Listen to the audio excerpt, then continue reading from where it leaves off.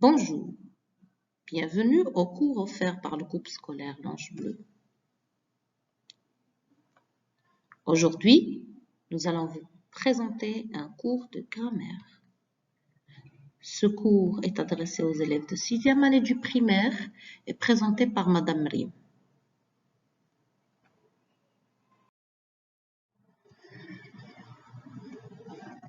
Bien. Notre cours d'aujourd'hui est intitulé Sujet, verbe et proposition. Nous allons travailler sur notre support et manuel Terre des lettres sur la page 302.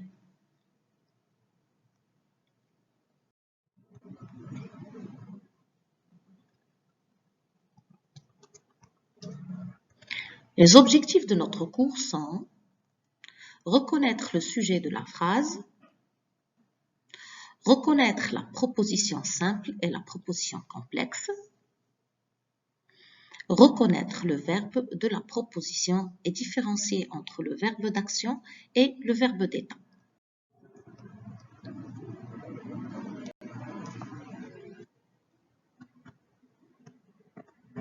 Observez. Victor dormait. La nuit était calme. La lune brillait dans le ciel. Un vent léger agitait les branchages. De qui ou de quoi la première phrase parle-t-elle? Bien sûr, Victor dormait. Qui est-ce qui dormait? C'est Victor. Quel mot dans la première phrase indique ce que fait le sujet? Que fait Victor? Il dormait. Victor dormait, c'est une action. Qu'est-ce qu'il faisait? Il dormait. Et dans la deuxième phrase, la nuit était calme. Le sujet, c'est la nuit. L'action, le verbe, c'est était. Était.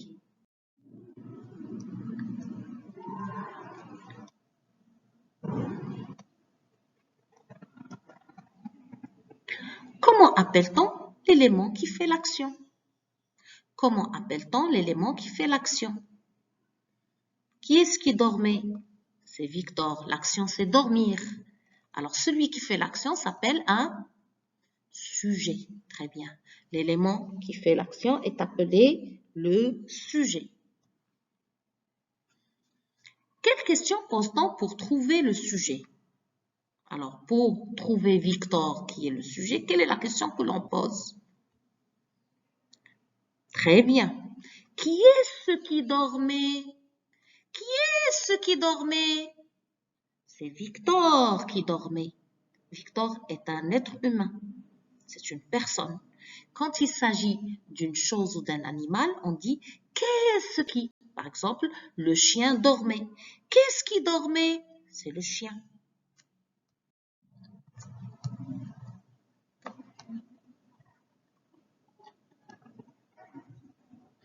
Victor dormait. Alors, observe bien cette phrase. Elle est composée d'un sujet, que l'on appelle groupe nominal sujet, et d'une partie contenant le verbe que l'on appelle le groupe verbal, ou bien le prédicat. Alors, nous avons le groupe nominal sujet et le groupe verbal. Donc, retenons que la phrase est composée de deux parties. Une partie première que l'on appelle groupe nominal sujet, et une deuxième partie que l'on appelle prédicat ou groupe verbal.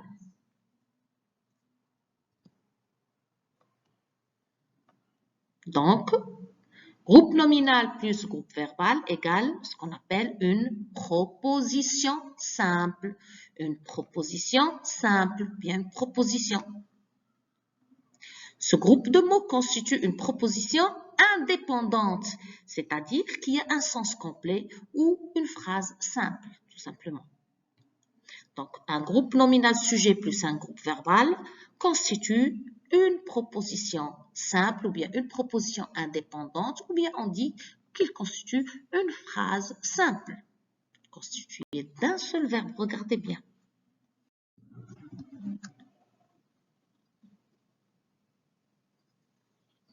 La nuit était calme. Donc, je sépare le groupe nominal sujet.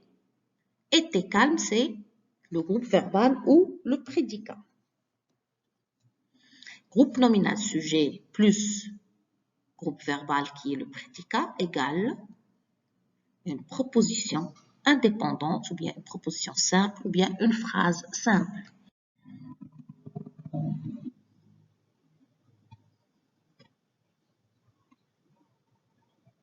Choisis les verbes soulignés, choisis les verbes conjugués, soulignez leur sujet et séparez les deux idées exprimées par des crochets. La lune brillait dans le ciel. Un vent léger agitait les branchages. Donc, on va regarder, on va observer les phrases. On va souligner, bien, on va entourer les verbes conjugués. On souligne leur sujet et on sépare les idées exprimées par des crochets. Alors, la lune brillait dans le ciel. Briller, c'est une action, c'est un verbe. Agiter est un verbe, c'est une action. Qu'est-ce qui brillait?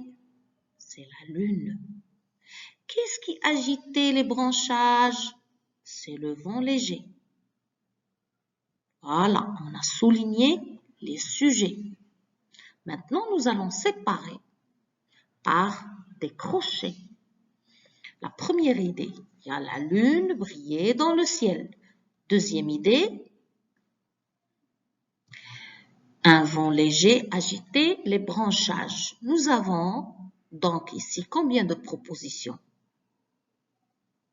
On a combien de verbes ou bien combien de mouvements dans cette phrase? Deux verbes, le verbe briller et le verbe agiter. Deux mouvements. Il y a deux mouvements dans cette phrase. Donc, on compte deux verbes ou bien deux mouvements dans cette phrase. Remarquez bien, la phrase se termine au point, pas sur la virgule.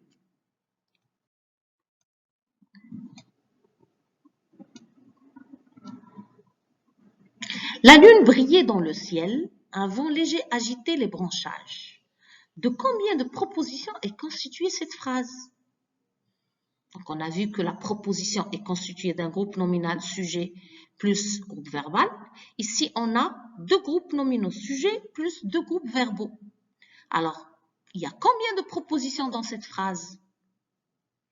Premier verbe, deuxième verbe, donc, elle est constituée de deux propositions. Il y a autant de propositions que de verbes. Il y a autant de verbes que de propositions. C'est-à-dire le même nombre de verbes donne le nombre de propositions. Le nombre de verbes donne le nombre de propositions. Donc, on a deux verbes conjugués. Observe bien, ils sont conjugués, pas à l'infinitif. Donc, deux verbes conjugués me donnent deux propositions. La première proposition est « La lune brillait dans le ciel ». Deuxième proposition, un vent léger agitait les branchages. Regardez bien, les deux propositions sont reliées par la virgule, ou bien séparées par la virgule. Bien.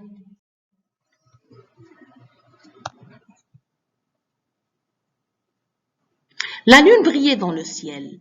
Un vent léger agitait les branchages. Par quoi sont reliées ou séparées ces propositions? Donc, je regarde bien, il y a la virgule. Elles sont séparées par la virgule.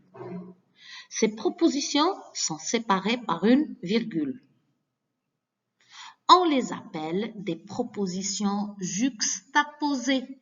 Des propositions juxtaposées. Quand les propositions sont séparées par une virgule, on les appelle des propositions juxtaposées. Juxtaposées. Propositions juxtaposées ce sont les propositions séparées par des virgules.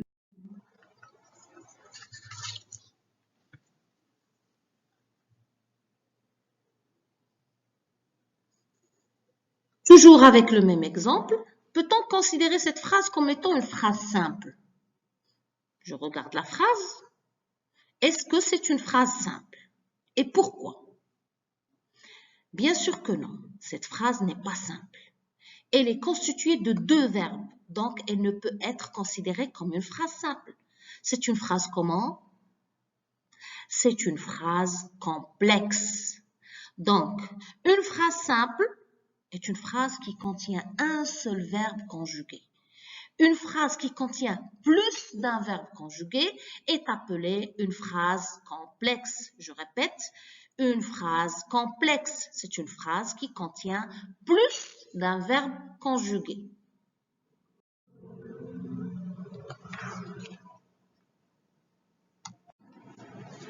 Alors, nous allons regarder, souligner et relever les verbes utilisés dans ces phrases. Je regarde bien la phrase, bien les phrases. Victor dormait. Point. La nuit était calme. Point. La lune brillait dans le ciel. Un vent léger agitait les branchages. Bien. On nous demande de souligner et de relever les verbes utilisés dans ces phrases. Dormait. On souligne d'abord les verbes. Était. Briller. Ce sont les verbes de ces phrases. Agiter. Bien. Nous avons dormi, été, briller, agiter. Voyez les verbes. Après, qu'indiquent ces verbes? Dormir, été, agiter.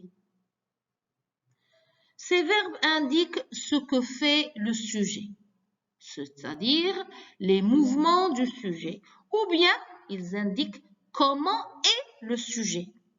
Comment est le sujet. Donc, les verbes indiquant des mouvements sont appelés ou bien sont dits des verbes d'action. Les verbes qui indiquent ce que l'on fait sont des verbes d'action. Comme dormait. Que faisait Victor? Il dormait. Que faisait la lune? Elle brillait. Que faisait le vent? Il agitait.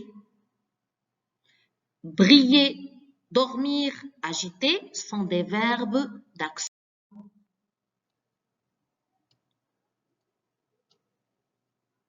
Était. Ce verbe indique-t-il un mouvement? Est-ce qu'on fait quelque chose quand on dit était, la lune était? Bien sûr, il indique comment est le sujet. Il n'indique pas un mouvement.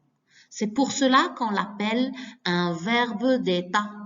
Il montre l'état. Comment était la lune? Comment, dans quel état était la lune? La lune était calme. Donc, les verbes d'état sont les verbes suivants. Être, paraître, sembler, demeurer, rester, devenir, avoir l'air, passer pour. Il y a d'autres verbes d'état, mais on garde ces 8 verbes. Je rappelle, il faut les apprendre par cœur. Donc, on a les verbes d'état, être, paraître, sembler, demeurer, rester, devenir, avoir l'air et passer pour. Quand vous voyez ces verbes conjugués à n'importe quel temps, on les appelle des verbes d'état, pas des verbes d'action.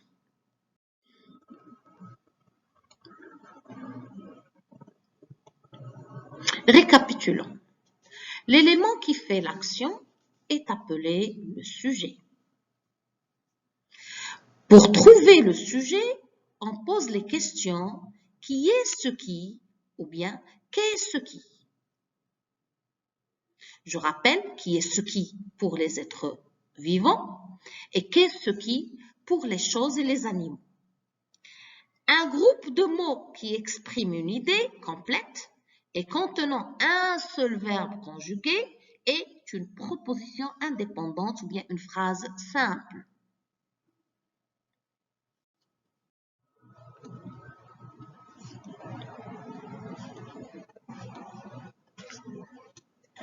Le verbe indique, ou bien les verbes indiquent ce que fait le sujet, c'est-à-dire ses mouvements, les mouvements du sujet.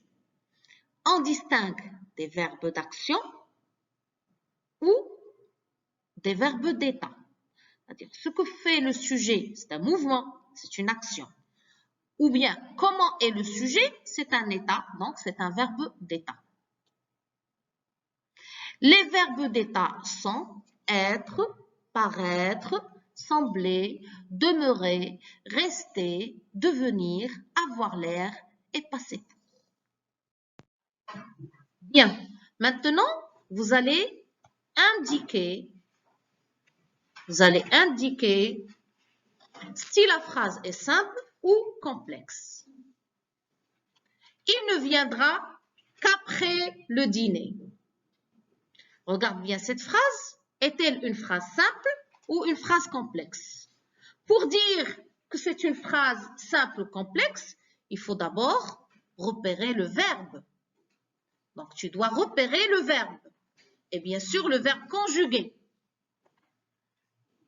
Alors, est-ce qu'il y a un verbe conjugué ou bien plus? Il ne viendra qu'après le dîner. Bien sûr, il y a un seul verbe conjugué, viendra. Donc, cette phrase est-elle simple ou complexe? C'est une phrase simple, très bien.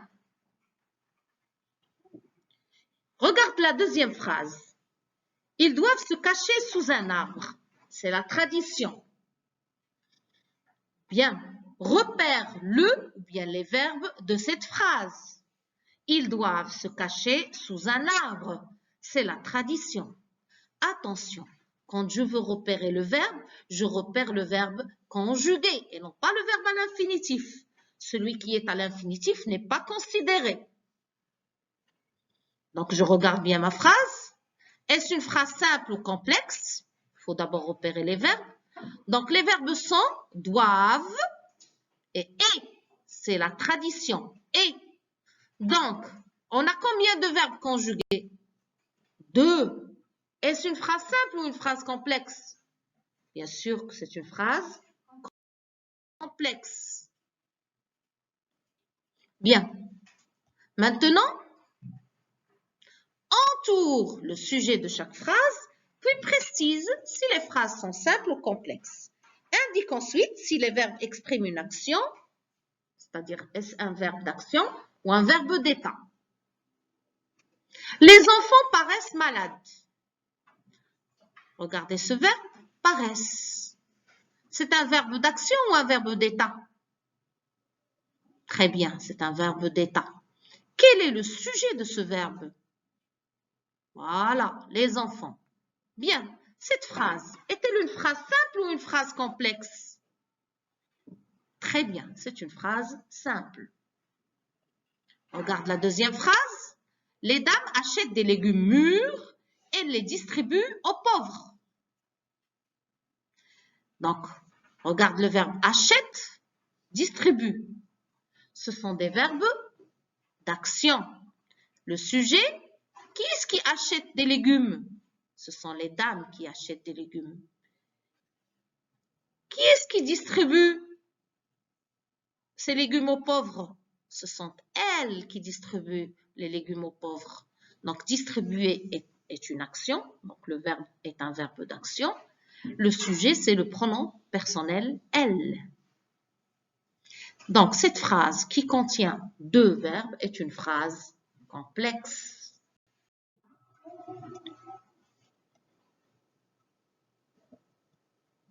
Très bien, notre leçon a touché à sa fin. Je vous souhaite très bonne journée et à la prochaine.